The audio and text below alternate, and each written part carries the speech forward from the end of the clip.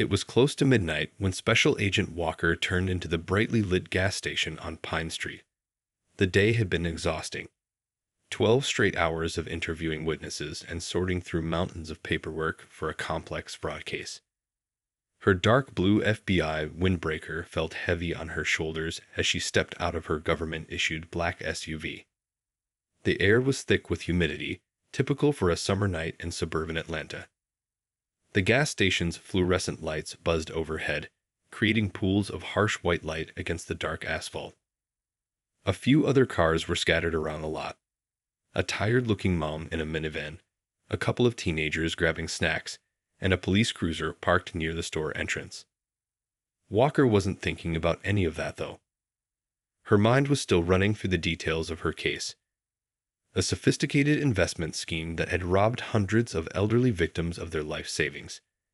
She'd been with the FBI's white-collar crime division for over a decade, and cases involving vulnerable victims always hit her the hardest. She inserted her credit card and started filling up her tank, watching the numbers tick upward. The clean, professional lines of her pantsuit and the glint of her service weapon at her hip clearly marked her as law enforcement. But more than that, her whole bearing spoke of authority and competence, the kind that comes from years of distinguished service and countless successful investigations. A slight breeze carried the scent of coffee from the gas station store, making her realize she hadn't eaten since lunch. Maybe she'd grab a snack for the drive home. Her apartment was still 20 minutes away, and she had an early morning briefing to prepare for. That's when she noticed movement in her peripheral vision. The local officer from the parked cruiser was approaching, and something about his walk set off warning bells in her mind. His hand was already resting on his weapon, and his face wore an expression she'd seen too many times before. It was the look of someone who'd already made up their mind about what they were seeing, regardless of reality. Walker took a deep breath, her training automatically kicking in as she prepared to handle whatever was coming. She'd dealt with prejudice throughout her career, but something told her this encounter was going to be different.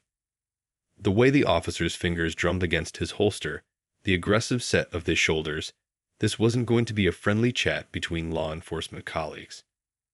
The numbers on the gas pump kept climbing as she maintained her professional composure, all while her instincts screamed that she was about to face something far more challenging than any white-collar criminal. The peaceful night was about to become anything but, and she knew the next few moments would test everything she'd learned in her years of service. She could see the officer's nameplate now as he got closer, his boots scraping against the pavement with each step. The sound seemed unnaturally loud in the quiet night air, like the ticking of a countdown. Walker straightened her spine, ready to handle whatever came next with the same professionalism and skill that had earned her a spot among the FBI's finest. The local officer stopped a few feet away from Walker, his stance unnecessarily wide and threatening. The name badge on his chest read Officer Reynolds, though his behavior was anything but professional. His eyes narrowed as they swept over her, deliberately ignoring the FBI windbreaker and the professional attire that clearly identified her as a federal agent. "What exactly are you doing in this neighborhood?" His voice carried a sharp edge that cut through the quiet night air. The question wasn't really a question. It was an accusation wrapped in a thin veneer of authority. A young couple walking nearby slowed their pace, sensing the tension building in the air. Walker kept her voice steady and professional, years of experience evident in her calm response. "Good evening, officer. I'm just getting gas before heading home." She gestured slightly toward her FBI windbreaker, giving him a chance to recognize his mistake and back down gracefully. But Reynolds wasn't interested in facts or professional courtesy. He took another step forward, his hand still resting on his weapon. "Yeah, and I suppose that jacket's real too." The sarcasm in his voice was thick enough to cut with a knife. Behind him, the young couple had stopped completely now, the woman quietly pulling out her phone. "It is actually." Walker maintained her composure, though she could feel her heart rate picking up, not from fear, but from the familiar surge of adrenaline that came with recognizing a potentially dangerous situation. I'm a special agent with the FBI's Atlanta field office. I can show you my credentials if you'd like. Reynolds scoffed, his face twisting into an ugly expression. Sure you are. And I'm the Tooth Fairy. His attempt at humor fell flat, echoing hollowly in the tense atmosphere. More people were watching now. The tired mom from the minivan, the teenagers who'd paused their snack run, the gas station attendant peering through the window. Walker slowly reached toward her inside pocket, making her movements deliberate and clear. I'm going to get my FBI credentials now, Officer Reynolds. She kept her voice loud enough for the growing audience to hear, establishing a clear record of her actions. Don't you move. Reynolds suddenly barked, fully drawing his weapon now. The action sent gasps through the small crowd of onlookers. The young woman's phone was definitely recording now, its small red light a silent witness to the unfolding scene. The situation had escalated from unprofessional to dangerous in a matter of seconds. Walker could feel the weight of her own service weapon at her hip, but she kept her hands visible and her voice calm. Officer, I am a federal agent. Drawing your weapon on me is a serious offense. I'm going to reach for my credentials very slowly. Reynolds' response was to step even closer, his weapon still raised. His face had taken on a reddish tint, and sweat was beginning to bead on his forehead despite the cool night air. I said don't move. His voice cracked slightly, betraying a mix of anger and something else, perhaps the first glimmer of uncertainty as he realized he might have made a terrible mistake. The gas pump clicked off behind Walker, the sound unnaturally loud in the tense silence. The night air felt electric now, charged with the potential for disaster. More phones had appeared among the onlookers, their cameras capturing every moment of this increasingly dangerous confrontation. Walker knew she was standing on a razor's edge. One wrong move could turn this situation tragic, but backing down wasn't an option. Not just for her safety, but for every other person who might encounter this officer in the future. The next few moments would determine whether this situation ended in tragedy or justice, and she was determined to make sure it was the latter. The tension at the gas station had drawn even more attention now. Cars were slowing down on the street, curious about the scene unfolding under the bright fluorescent lights. Through the store's windows, the cashier was frantically speaking into a phone, likely calling for backup. But backup for which side? Walker couldn't be sure. Last warning, Reynolds growled, his finger dangerously close to the trigger. His previous confidence was cracking, replaced by something more volatile. The dangerous mix of fear and anger that comes when someone realizes they might be wrong, but can't back down. Put your hands on the vehicle. Walker kept her hands visible, but didn't move toward the car. Officer Reynolds, I need you to listen carefully. I am reaching for my FBI credentials with my right hand. She spoke clearly, making sure everyone within earshot could hear her words. What you're doing right now is a federal offense. That's when Reynolds snapped. You think I haven't heard every trick in the book? His voice rose sharply, echoing across the parking lot. I've been on this beat for 15 years. You really think I don't know when someone's lying to me? The young couple who had been recording everything had backed up against their car, but their phones remained steady, capturing every word. The tired mom had hustled her kids into their minivan, but hadn't driven away, another witness to whatever was about to unfold. Walker could feel sweat running down her back despite the cool night air. She'd handled hostile situations before, but this was different. Reynolds wasn't some criminal backed into a corner. He was a law enforcement officer who had let his prejudices override his training, his duty, and his common sense. My credentials are in my jacket pocket, Walker continued, her voice remaining professional despite the absurdity of having to prove her identity at gunpoint. There are at least 8 witnesses filming this interaction. Think very carefully about your next move, officer. Reynolds' response was to step even closer, close enough that Walker could smell the coffee on his breath. You're just like all the others, he spat, his words carrying ugly implications that made several onlookers gasp. Think you can come into my neighborhood and make up stories. The irony of his words. This was actually Walker's neighborhood, just 3 blocks from her apartment. Would have been almost funny if the situation wasn't so dangerous. She could see Reynolds' hands shaking slightly now, his confidence crumbling as he realized he had backed himself into a corner. A siren wailed in the distance, growing closer. Someone in the crowd muttered, "Thank God."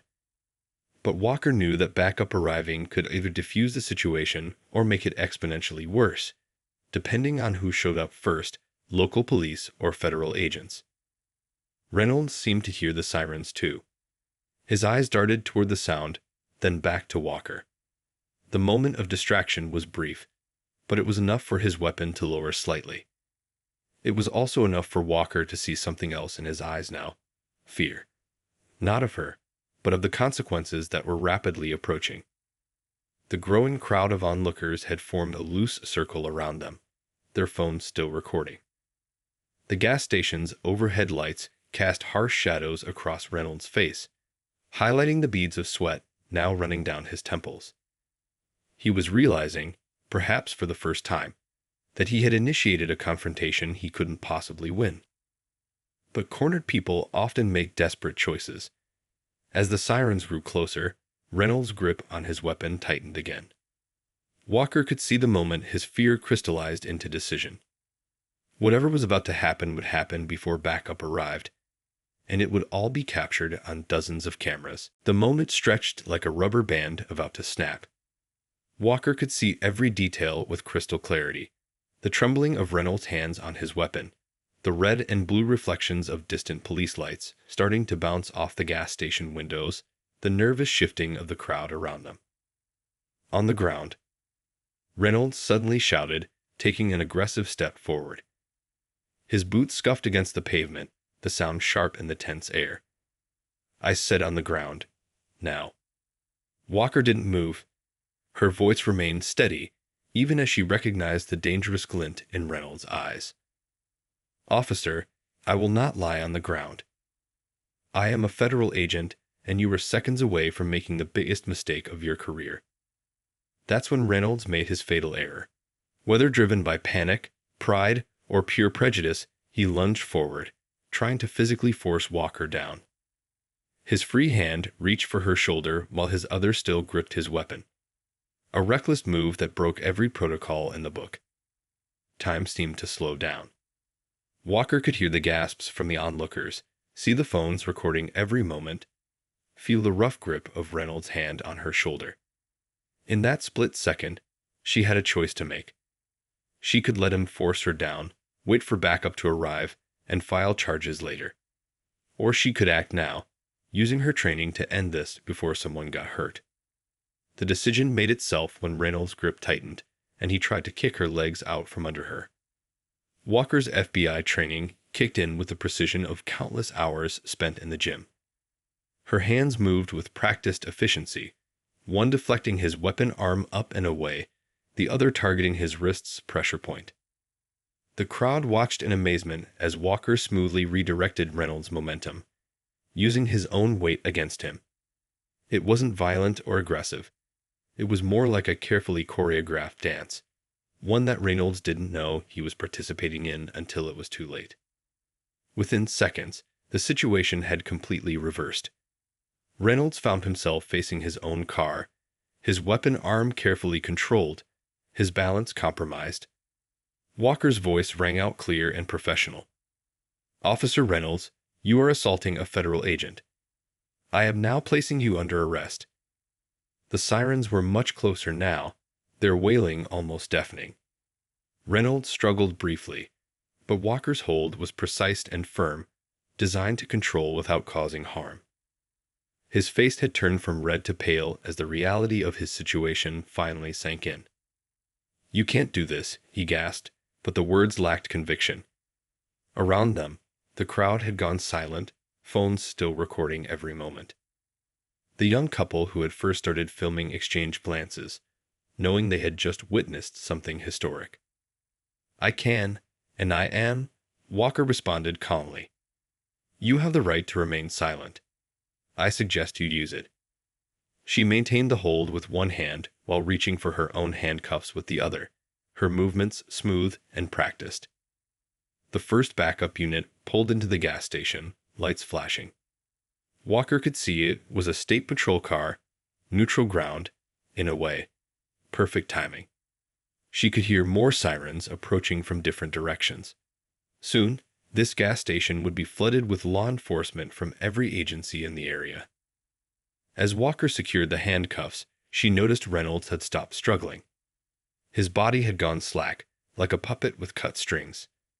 The realization of what he had done, and what it would mean for his career and his life, seemed to finally hit him. The night air carried the whispers of the crowd, the click of handcuffs, and the approach of justice in the form of squealing brakes and flashing lights. The gas station parking lot transformed into a sea of flashing lights as more patrol cars arrived.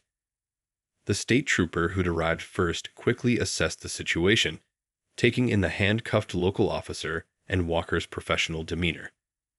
His hand had instinctively moved to his weapon when he'd first pulled up, but now it dropped away as Walker smoothly displayed her FBI credentials. Special Agent Walker, FBI, she announced, maintaining her hold on Reynolds while addressing the trooper. I need you to radio for my supervisor and the local police chief.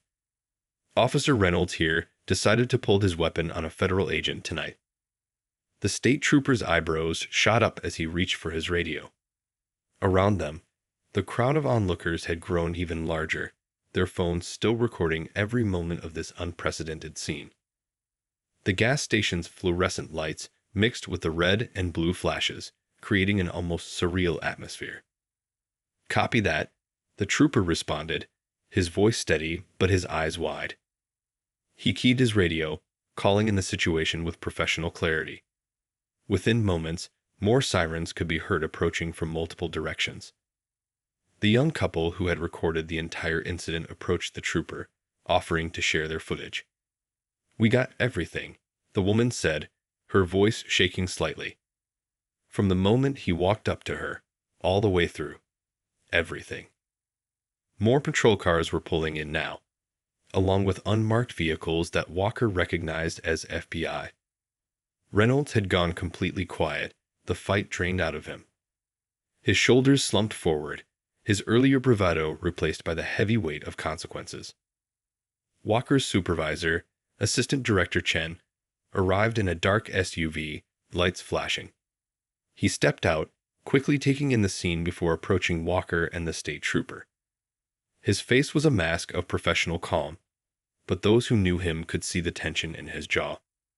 Talk to me, Chen said simply, positioning himself between Walker and the growing crowd of onlookers. Local news vans were starting to appear at the edges of the lot, their crews setting up equipment with practiced speed. Walker gave a concise report, her voice clear and professional despite the adrenaline still coursing through her system.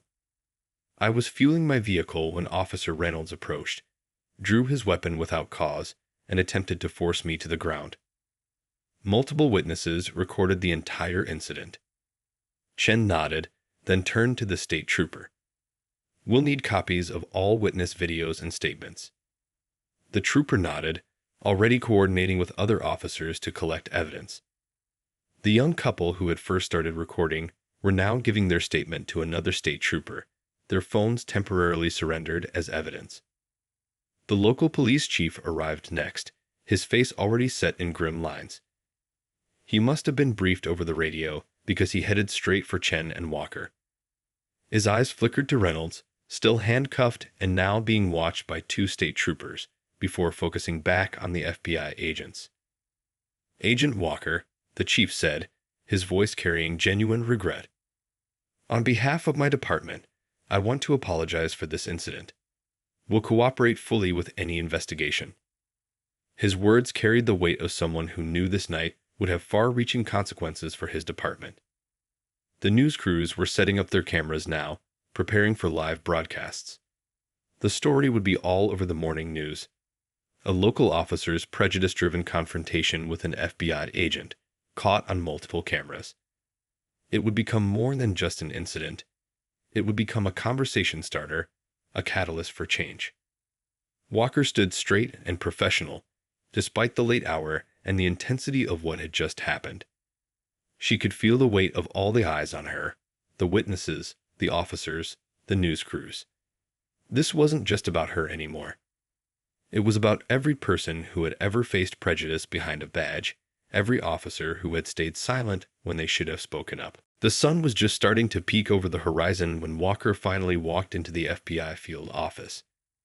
The events at the gas station had set off a chain reaction that had kept her busy all night. Now, 6 hours after the incident, she sat in a conference room with Assistant Director Chen, 2 internal affairs investigators, and the department's legal team. The videos are already trending, one of the legal team members said, sliding a tablet across the table. The screen showed clips from multiple angles, all capturing the confrontation in stark detail. Over 1 million views since midnight. The media's calling every hour. Walker watched the footage for the first time, seeing herself remain calm as Reynolds escalated the situation. It was strange watching it from the outside, like watching a movie where you knew all the characters but couldn't change the script. Officer Reynolds has quite a history, an internal affairs investigator added, opening a thick folder. 17 complaints in the past 3 years alone. Most were dismissed or buried. But this, he gestured at the tablet, this isn't something they can sweep under the rug. The morning news played silently on a wall-mounted TV.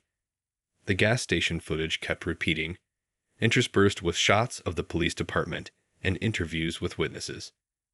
The young couple who had first started recording were being hailed as heroes on social media for documenting the whole incident. The police chief is calling for a complete review of their complaint system, Chen said, his tie slightly loosened after the long night. They've placed 3 other officers on administrative leave. Apparently, they were involved in covering up previous incidents. A knock on the door interrupted them. An agent stepped in with fresh coffee and a stack of messages. The Attorney General's office called. They want to speak with Agent Walker personally, and there's a civil rights organization requesting an interview. Walker accepted a cup of coffee, letting its warmth seep into her tired hands.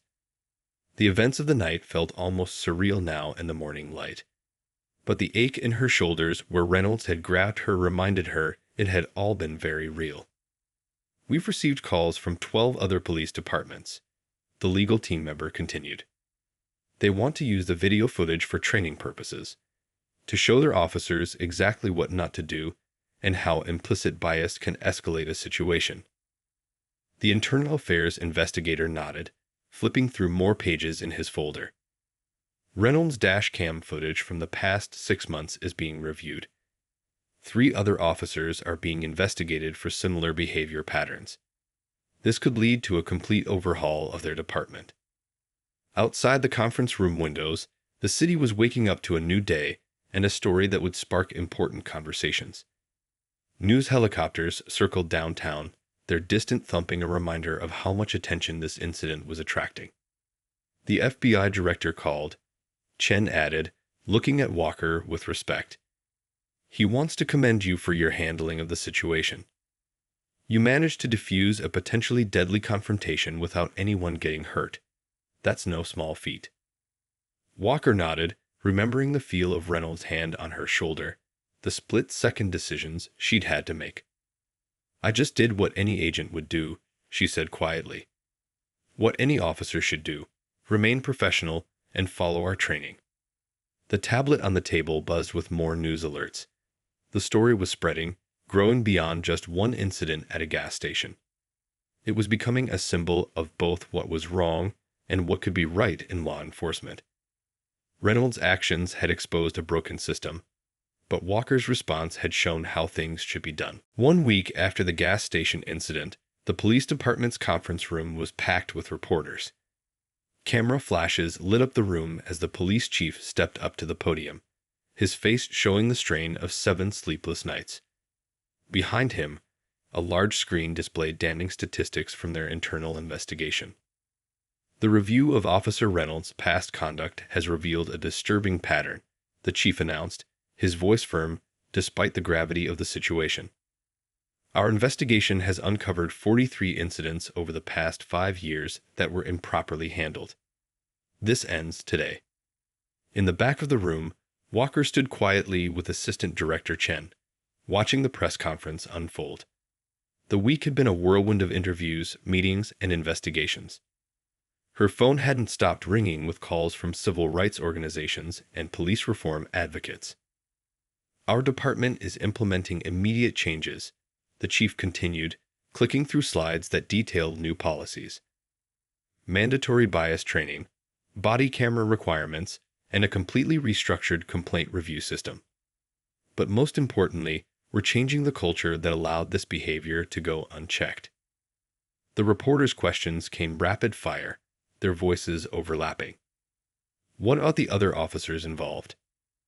Will there be criminal charges? How many other complaints were buried?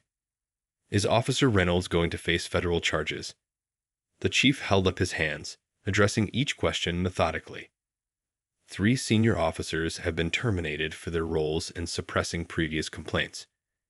2 others are under investigation. As for Officer Reynolds, he's facing both departmental charges and federal civil rights violations. The screen behind him switched to footage from other incidents, traffic stops, pedestrian encounters, each showing a similar pattern of biased behavior. The timestamps stretched back years, painting a picture of systemic issues that had been ignored for too long. We've established an independent civilian review board, the chief announced, gesturing to a diverse group of community leaders seated to his left. They'll have full access to our records and real authority to investigate complaints. This isn't just about one incident anymore. In the weeks since the confrontation, the gas station footage had become a catalyst for change. Police academies across the country were requesting copies for training purposes. Civil rights organizations were using it to push for reforms. Even Congress had taken notice, with several representatives calling for national police reform legislation. The young couple who had recorded the incident were in the audience too. They had become unexpected advocates for police accountability, their video serving as irrefutable evidence of what many had experienced, but few had been able to prove. A reporter raised her hand, directing her question to the back of the room. Agent Walker, would you like to make a statement about the changes being implemented? Walker stepped forward, her presence commanding immediate attention. The room fell silent as she approached the podium, her FBI badge catching the light of the camera flashes. This wasn't the kind of spotlight she had ever sought, but she understood its importance. What happened that night wasn't just about me, she began, her voice carrying clearly through the room. It was about every person who has ever faced prejudice from those sworn to protect them. These changes are a start, but they're just that, a start. Real change requires constant vigilance and a commitment to doing what's right, even when it's difficult. The chief nodded solemnly at her words. On the screen behind them, the statistics told their own story. Hundreds of complaints, dozens of buried reports, years of overlooked warnings. But beneath those numbers were real people, real lives that had been affected by unchecked bias and abuse of power. 3 months after the gas station incident, Walker stood at the front of a packed police academy classroom. The faces looking back at her belonged to both new recruits and veteran officers, all required to attend this new training program that had emerged from the aftermath of that fateful night. What you're about to watch isn't just about one officer's mistake, Walker began, gesturing to the screen behind her. It's about the choices we make every day when we put on the badge. The room fell silent as the now familiar gas station footage began to play. The footage had become a powerful teaching tool, used in police departments across the country. But this viewing was different. This was Reynolds' former department, where the change needed to start from the ground up. Look at the body language, Walker instructed, pausing the video at key moments. Notice the assumptions being made, the escalation points, the moments where different choices could have prevented this situation.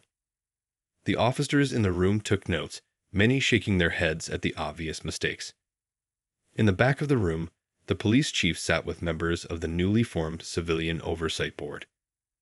The changes of the past 3 months had been swift and significant.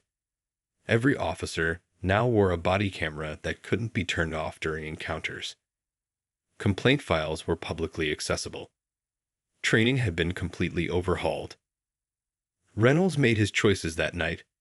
Walker continued, advancing to the next clip. But the system made its choices too. Every time a complaint was buried, every time bad behavior was excused, every time someone looked the other way. The young couple who had recorded the incident had been hired by the department as civilian trainers, teaching officers about the importance of community trust and accountability. Their video had become more than evidence. It was now a cornerstone of police reform training nationwide. The hardest part of wearing the badge isn't catching bad guys, Walker said, her voice carrying to every corner of the room. It's doing the right thing when it would be easier to do nothing. It's speaking up when you see something wrong. It's admitting that we can do better. The statistics told the story of change. Civilian complaints had dropped by 60%. Officer-involved incidents were down. Community trust was slowly rebuilding. Other departments were adopting similar reforms, creating a ripple effect of positive change. Reynolds himself had pleaded guilty to federal civil rights violations. But more importantly, his case had exposed a network of cover-ups and misconduct that had gone unchecked for years. The investigation had led to reforms in departments across the state. Today, we're not just learning about what went wrong. Walker concluded, switching off the footage. We're learning how to make it right. Every interaction is a chance to build trust. Every encounter is an opportunity to show what good policing looks like. As the lights came up, hands raised across the room. The questions weren't defensive or dismissive. They were thoughtful, focused on understanding and improvement. These officers, both veterans and rookies, were eager to be part of the solution. After the session, the police chief approached Walker with news. The department's new policies were being adopted as a model by the State Police Academy. The gas station incident, as horrible as it had been, had become a catalyst for real, lasting change. In the hallway, Walker passed a wall of newly installed photos. Officers with community members, civilian oversight meetings, training sessions. Among them was a framed news article about the gas station incident, its headline reading "Confrontation Leads to Change." The young recruits filed out of the classroom, discussing what they'd learned. Their faces showed determination, not just to avoid the mistakes of the past, but to actively build a better future. This was the real victory, not just punishing one officer's actions, but changing the culture that had allowed those actions to happen in the first place.